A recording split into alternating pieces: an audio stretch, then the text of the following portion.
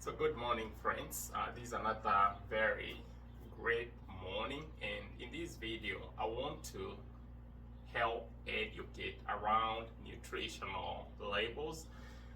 Nutritional quality is something that has been taken for granted for quite some time. I'm looking to change that. I felt the itch, I felt the compulsion to hover around these educative topic, help you guys understand it in depth. That way you can be able to make those decisive choices, those prudent decisions while picking out foods or food items from that local market near you or that supermarket that you frequent week in, week out. I want to help you be able to have all these key parameters when it comes to picking out these foods. Pick out foods that can help step up your health, foods that can help bring up your vitality, food that can help optimize wellness. So in this video, that's basically what I'm looking to push onto you. So before I get myself on a roll here, I would like to share a very inspiring quote by one health expert called Michael Pollan.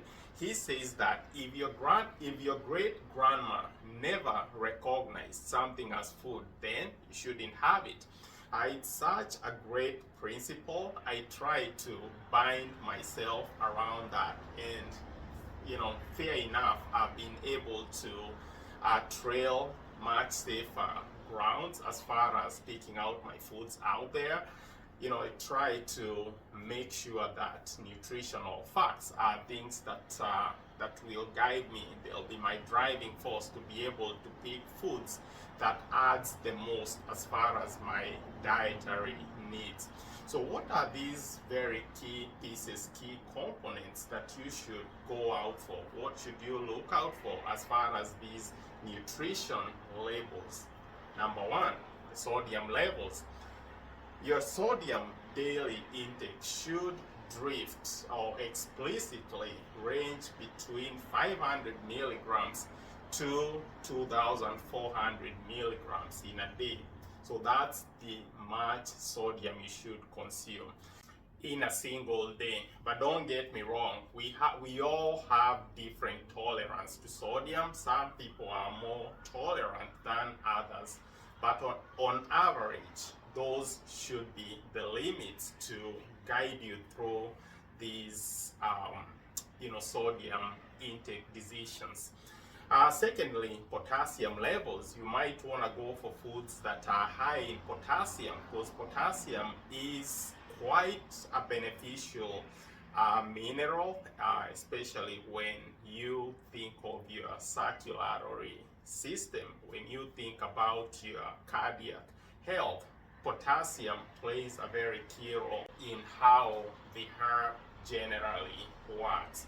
Thirdly, you might want to go out for foods that are high in calories. These are high caloric foods.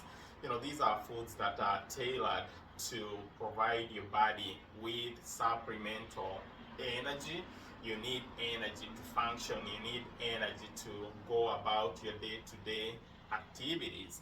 Anything physically exciting, you're gonna need to have those energy units to burn. That's your fuel, and these foods will play a key role in the synthesis of these very energy units.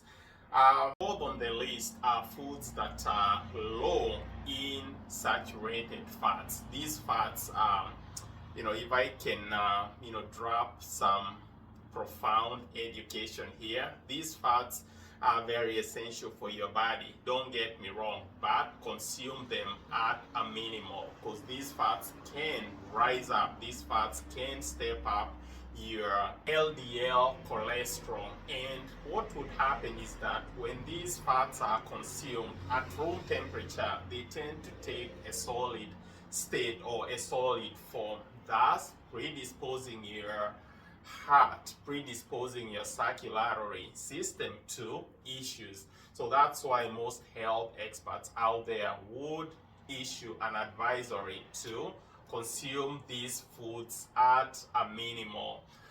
So on the other end, non-saturated fats, these are the good fats. These fats are very, very compatible with your body as far as the digestive system. They process really fast, and most importantly, at room temperature, these fats keep their liquid form, thus being able to circulate throughout your body to inject all those good benefits fats do bring on board as far as the nutrients density goes.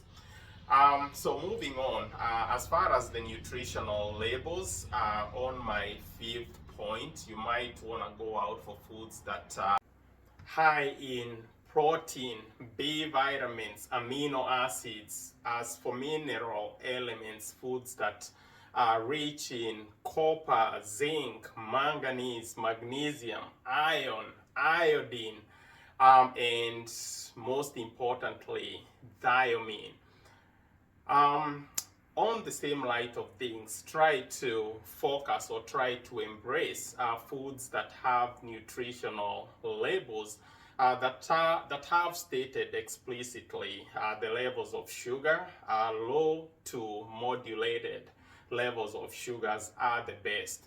And again, as far as caffeine, nowadays you have drinks that are spiked with loads of caffeine, so try to watch out for that as well. I think I've said enough as far as the nutritional labels. This is my personal philosophy. Take it and trust me, it's gonna work magic for you. So yeah, I think I've shared enough, like I've said. So I'm gonna culminate, I'm gonna end this video at this point. So thank you so much guys for watching this video, and I'm gonna keep making great videos going forward, educative videos for you all.